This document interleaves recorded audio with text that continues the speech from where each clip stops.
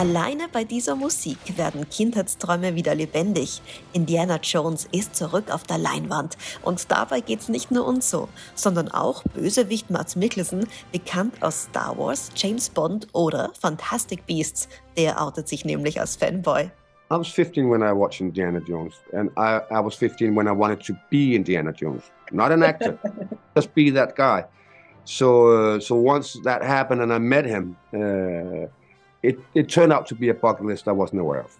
Lucasfilm und Disney haben sich den Spaß übrigens was kosten lassen. I read that, I hope it's true, that the budget for Indiana Jones, the fifth movie, was the biggest Lucasfilm ever spent. And I know you've been on big productions like Star Wars and the Harry Potter universe with Fantastic Beasts. But how is it for me, as someone who's never worked in the movie industry, to be part of such a big budget blockbuster? Different on a few levels. Obviously, in a Danish film, I would say good morning to 10, 15 people.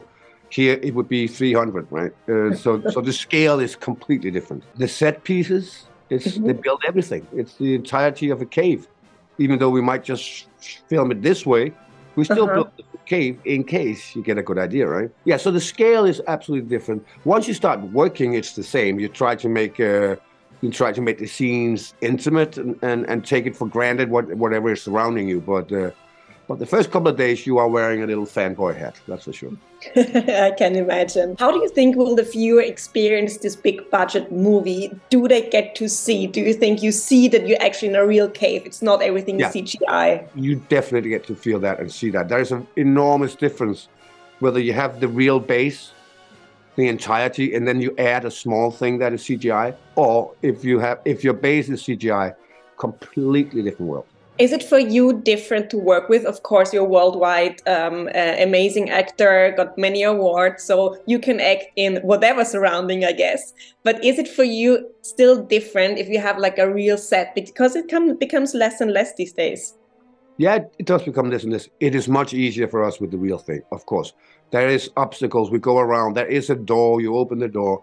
If you have to imagine all that yourself, like everything is a green screen. In many ways, that's true acting because you really have to lie and pretend, right?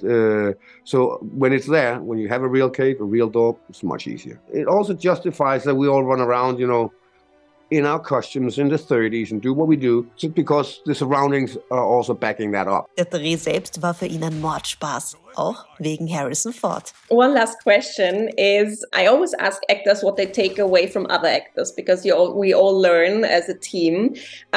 Who did you learn something from on the set? It'd be hard not to mention Harrison, but his passion for what he's doing, his inner child, and his lust for doing this, even when he was 79 when we shot, it's like we have to remember how privileged it is to be an actor. People pay you to pretend that you're someone else.